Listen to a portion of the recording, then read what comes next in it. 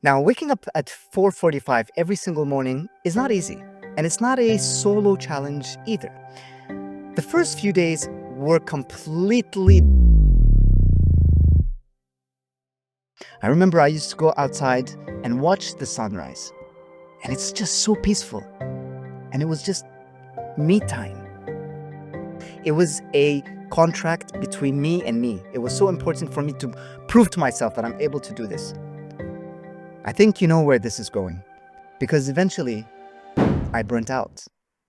I didn't manage to continue living that lifestyle. It didn't serve me well. It didn't make me the top performer that I wanted to be. There's always one thing that I finish my journaling with, and this is also a non-negotiable, because I want to start my day on a high.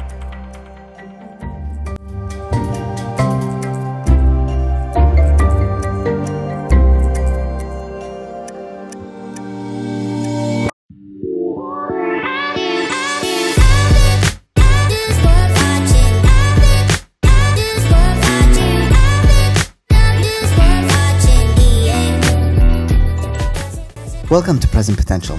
I'm your host, Hassan, and the reason I launched this podcast is to create a ripple effect of optimism that reaches 1 billion people in the next decade. Ambitious? Very. Scary? A little bit.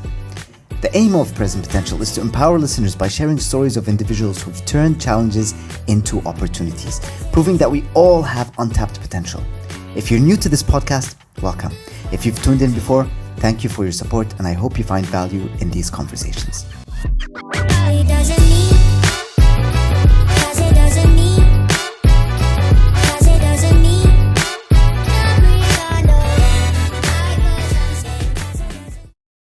Good afternoon, good morning, or good evening. From wherever you're tuning in, welcome to another episode of Present Potential. I'm your host, Hassan, and I'm so thankful and grateful for everyone for tuning in. As you can see, today is a different type of setup, and today is also a solo episode. So I'll be sharing with you 3 stories that have really impacted me in a different way.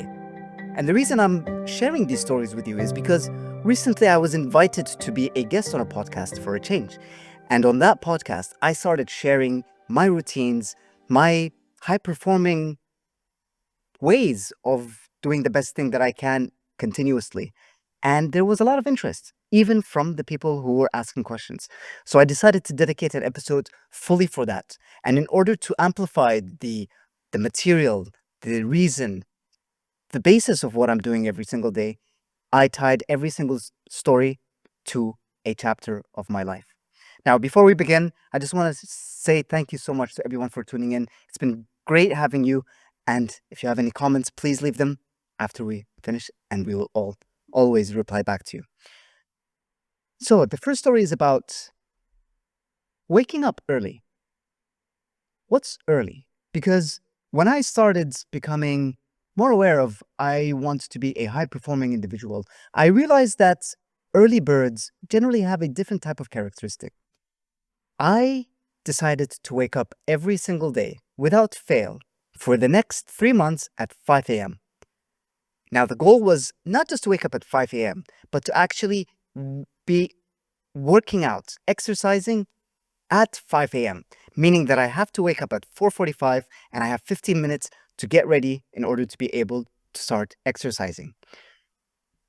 This was in 2021, and the reason for me starting this type of routine was because I wanted to imitate, replicate, to try to achieve something that was extraordinary by amplifying what I do in the morning, by massaging my discipline muscle, rather, every single morning when I wake up. So I went down this route. Now, waking up at 4:45 every single morning is not easy, and it's not a solo challenge either. The first few days were completely draining. I felt exhausted. I felt angry. I didn't feel like waking up, and I always was negotiating with myself. Every single morning, whenever my alarm would ring, I would force myself to get out of bed. I did negotiate. I did sometimes tell myself to snooze, to sleep a little bit. But I knew that as soon as I left my bedside, I would be able to continue down my day, to start exercising. it's so intimidating. And there were so many barriers that I wanted to break through in order to achieve that type of high performance. The first week, as I mentioned, wasn't easy. And I barely was able to stay awake after 9 p.m. That impacted my social life. I didn't spend time with my wife. I was always cranky and angry with everyone and everything around me. Now, don't get me wrong, because when I used to wake up at 5 a.m. and I start working out, I felt a great sensation once I finished my workout. I get so energized and I loved watching the sunrise, and it's completely quiet. I remember I used to go outside and watch the sunrise, and it's just so peaceful. And it was just me time. There were no messages, there were nothing to interrupt me. No people calling, no emails coming in. It was bliss. At that moment, it was bliss. Now, what I used to also do was read for at least 20 to 30 minutes and also journal or write down. By 6 a.m. or 6:30, I'm already up, exercised, journaled, and ready to go for the day. I started my day. I started working at 6:30 in the morning. And in the corporate world, I was alone doing that, especially in my team. But I still enjoyed it because I got to do a lot of things that would add up during the day. But I got time to do them in the morning, and I felt energetic. Now, my discipline and my focus didn't just only last for 2 months and while I was also in Cyprus. Oh no, it was also when we went on holidays. I remember we went on a trip to Italy with my wife and my two daughters. And I was still adamant that I have to continue that discipline, that routine, that it was so important because it was a contract between me and me. It was so important for me to prove to myself that I'm able to do this. The holiday was great, but it was exhausting because we used to go out for dinner. We used to enjoy the scenery. We went to Rome. We used to love the food. We used to love the pizzas, the pastas, and walking down the roads and seeing all the different architecture and artifacts. The walking museum, as they call it. But at 9 p.m. or 10 p.m., I was completely drained and exhausted. And then again, I would go and wake up the next morning. I think you know where this is going because eventually I burnt out. I didn't manage to continue living that lifestyle. It didn't serve me well. It didn't make me the top performer that I wanted to be. I was able to work more. I was able to continue to do things that I loved in the morning, but it really impacted my social life. It really impacted my relationship with my wife. I used to sleep at 9 p.m. alone without anyone. I wasn't watching movies. I barely saw friends and I barely did anything else that I wanted to do.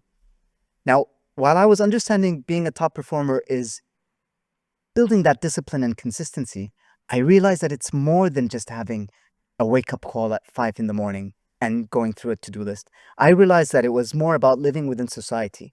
It's being in a community, to supporting each other, to enjoy things together. Otherwise, what's the point of waking up early? And this is the reason that I'm sharing this story with you.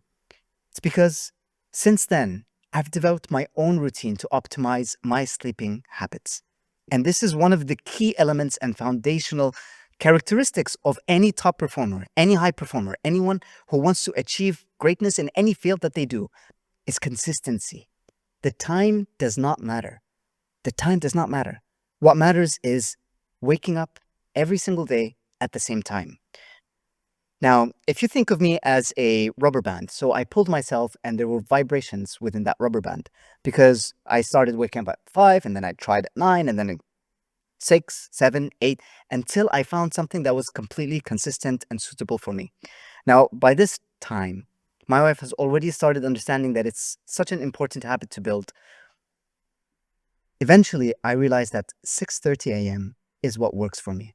Now, this is based on different personality tests that I've taken, different ways that I felt during the day when I wake up, and also my social life, my behaviors, the people that I want to be with and spend the time with. So now I wake up every single day at 6:30 in the morning, which gives me time to prepare my kids for school, have a little bit of time in the morning for me time. Doesn't need to be an hour or two before anything, and continue down my day.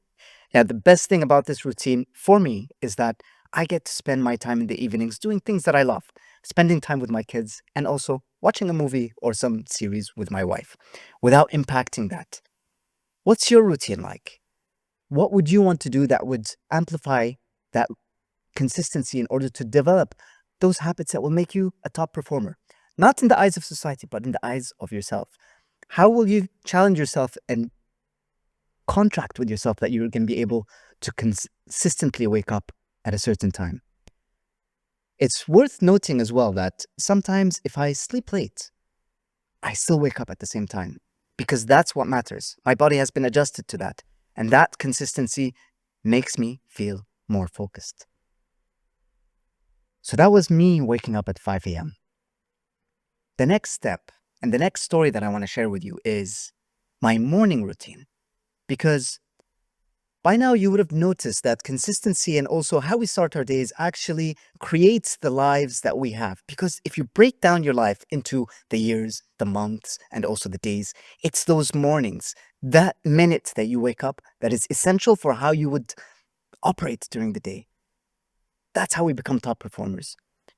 Now, I'm going to share my morning routine, but not to preach, but really just to share what I do because it helps me. And if you're listening to this and you find some value in it, I invite you to test it, see what works for you. So every morning, I wake up around 6:15 or 6:30, every morning without fail. The first thing that I would do in the morning is get out of bed and get ready. Go to the toilet, do the things that I have to do, and then when I come back, I make my bed every single day. Every single day, without a fail. That has become a consistent habit that I do every single day, and it's been many years in the making. I don't even think about doing it anymore. It's become automated. Now, the reason that I make my bed every single morning is for 3 reasons. The first is I'm still massaging my discipline muscle. I'm still forcing myself to do something that maybe I don't want to do, but it's such a small win. So it's really amplifying that muscle that I've created while I was waking up at 5 a.m. to be able to consistently develop it. Because when the time comes that I want to do something that is even more extravagant, something even more grand, I know that I can rely on that discipline and it's a win for me. Secondly, it's amazing to go to bed with a nicely fixed bed.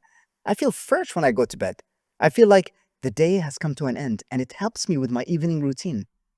It's all about that consistency. And seeing that bed is just so amazing at night. And the third and the most important reason is I start my day with a win. I know that I have achieved something that is so important, even as small as making my bed. It takes me 30 seconds to make my bed, but that feeling lasts for hours. And then it's also then recovered when I go to bed in the evening. These are the 3 reasons, and I'm sure that I can list many more reasons why it's such an important factor in my morning routine. Now, after I do that, I journal. I spend 2 minutes or 5 minutes journaling without judgment what is on my mind. I've been doing this for years, and there's no scientific approach or formula. But what I do, it really serves me because I've tried different ways. I've tried just looking at a blank piece of paper and trying to think about what to write. Sometimes there's a barrier there and an obstacle that restricts me from actually starting to write. So I started asking myself questions. And this is also part of my routines. The questions are, and I'll share them with you, maybe they'll help, maybe they won't. The first question that I ask myself is, what time did I go to bed? That gives me an indication of how many hours I've slept. Now, there's a lot of different tools and wearables that we can put on to track our sleep, which are great. I still find this as an efficient way for me to measure exactly the time that I went to bed. And then I note the time that I wake up, obviously, to see how much time I've spent in bed. Not necessarily how much time I've spent in sleep, but in bed. Then I ask myself, what kind of energy do I feel today? Now, that's a big question. And I have a very small answer to that. I usually put a number between 1 and 10. 10 feeling energized, completely ready for the day to anything that comes my way. 1 is obviously the opposite. So by doing that, I can actually track how I feel throughout the days, throughout the weeks and months if I go back and read my journal. And I start noticing patterns that serve me or impact me. So that's the third question. How do I feel today? What's my energy level? Just one number. The next is whether I exercise, whether I did a different thing, whether I tried something new. Within that, I actually tried something recently, which is stop drinking coffee in the morning. Now, I love coffee, and I'm not saying not to drink coffee, but every time I used to drink coffee in the morning, as scientifically it might sound, it started to spike my cortisol levels, and it used to stress me out. And I used to feel anxious in the morning, and then I would get a crash in the afternoon. And trust me, I've tried. I used to have 2 cups of coffee. I cut down the afternoon cup. And then I started having one in the morning, one at noon. I cut that one out. Now in the morning, I stopped drinking coffee because it no longer serves me. It's painful. I've tried. I'm negotiating with myself, but it doesn't serve me because I know how I feel. These are the habits and the different questions that I ask myself. And then I look at the paper and I just let my hand go. And it doesn't matter because there's no judgment in whatever I write. I can write about what I feel in my personal life, with my family, with my work, things that are worrying me, things that are stressing me, things that I'm really excited about. And I completely change this as I go along. If I feel like it's important for me to answer some certain question, I would add it. But there's always one thing that I finish my journaling with, and this is also a non-negotiable because I want to start my day on a high. The last question I ask myself is, what am I grateful for? What am I grateful for? Just asking myself that question right now, I can already sense the emotions and the uplifting feelings that I have there. So grateful for everything. So grateful for these microphones, this light, this space, this environment, the people that are around me to make this possible. So grateful. And every single morning, I try to find a new thing to be grateful for. And whenever I'm feeling a little bit unenergized in the mornings, I might look back at different journal entries and look at what I'm grateful for and remember those things because they serve me. This is not a scientifically proven hack or productivity tip, but it's something that has served me well. That's my morning routine. And the reason I'm sharing this with you is because all what I have described takes less than 5 minutes to do. The waking up, the getting ready. Obviously, I don't have hair, so I don't need to straighten my hair or anything. Making my bed and journaling. That sets me up for the day, and I feel great already. Now, the third story that I want to share with you is about worry. Do you worry? Because I do. And worry is an emotion, and it's a normal emotion because we all go through different situations and life circumstances that impact the way that we behave. Now, lately, I've been worrying about almost everything, and I don't know what it is that I'm worrying about. I'm worrying about my performance during my work, whether I am completely present with my clients, whether I'm serving them to the best of my abilities. I'm also worrying about how I'm being perceived through this podcast. How are people seeing me? If it's valuable, if it's helpful, if you find any tips and productivity hacks that will help you. I'm also cautious and worry about what people think about my newsletter. I worry about all of these things. And I started realizing how this worry is starting to eat into my day. The other part of it is consistently replying back and being bombarded with messages from social media, LinkedIn, emails, WhatsApp, and replying back regardless of the time. So I feel like I am always chasing. One thing that I didn't mention during my morning routine, because I will mention it now, is I used to always wake up and check my phone first thing in the morning. First thing, I would check my messages, my emails, my LinkedIn messages, my comments, posts, and that would dictate my life because it influences my mornings. My mornings turn into the days, days turn into the weeks, months, and so it goes. Now, I made a decision last week, and I realized that this is one of the things that has been inhibiting me from being the best version of myself when I'm not working. I established a barrier. I decided that there's no social media, there's no messages, there's no work after working hours. I run my own company. I have my own coaching business. I have my own clients. And I've decided to do this. It's painful. It's painful. The first 2 or 3 days, I did what I can to try to keep myself distracted because I wanted to check messages. I wanted to see, do people like my comments? Do people want to engage with me? But it was draining me. And what I realized the first day was because I was looking for distractions, I started being more present. My daughter was showing me a dance step. I started showing her my dance steps. I think I'm better than her. Maybe when she sees this, she'll disagree. But I was there. I was present with her. I loved that energy. I loved the music. And every time I would pick up my phone, there's nothing to check because I've deleted all the social media apps. Now, I'm not disconnected from social media. I still operate and it's still part of my business. And I look at it every single day. But after I log off, there's no more. And that's such an important part. That has helped me to reduce the worry time. And that's also part of my morning routine. Now, one thing that I added to that level in order to be as productive as I can, because this is going to be a little bit scientific, but based on different studies and also a book that I read, Thinking Fast and Slow by Daniel Kahneman, he mentions that when we think about anything, we're actually consuming glucose. So there's already a biological step that is taking place within our bodies.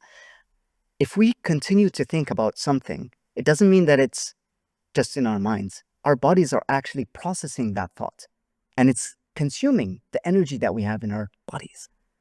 And it's all about energy. Remember that rating every single morning? That's what I'm aiming to get to the highest level every single day. So what I did is I started scheduling worry time. Worry time.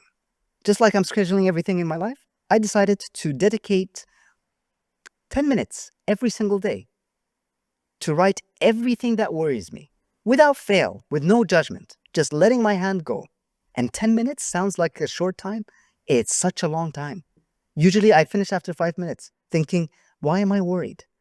And then I start writing random stuff. I'm worried because if I fly, maybe there's turbulence. There is no turbulence. I'm here. I'm present.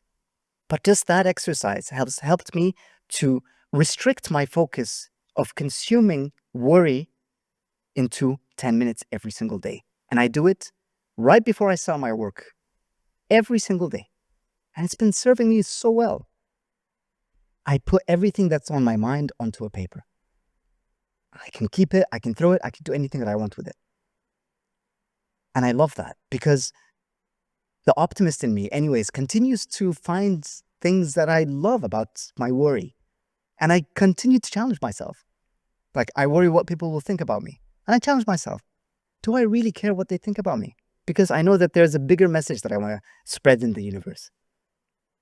And I continue doing that. So these are the 3 stories that I wanted to share with you. And they're all revolving around my morning routine. It ties in with my evening routine, but it's really significant in the first moments when we wake up. I don't check my phone anymore in the morning. I have a process that I follow, and it works for me. Will it work forever? I don't know. But for the moment, I'm sticking to it until I find another way that I can do something else that will help me to become even better. So with that, I hope that you found some value, some tips, some ideas that you could test that might work for you in any circumstance. Maybe you already have a morning routine. Maybe you want to cut something out. Maybe you want to try something else. There is no right or wrong answer. We are all different. We're all alike, but we're still all different. So thank you for tuning in, and I hope that you found value in these stories. Now, as always, remember that today is the most important day of your life. Until next time. Thank you for watching and listening to Present Potential. If you found value in this episode, please give it a like, share it with someone who needs to hear it, and subscribe for more. Join the conversation in the comments and let us know your biggest takeaway. If you'd like to listen to other inspiring stories, check out our other episodes on Spotify, Apple Podcasts, and YouTube. Make sure to also follow us on Instagram under Present Potential Podcast, where you get to see behind the scenes and engage with us.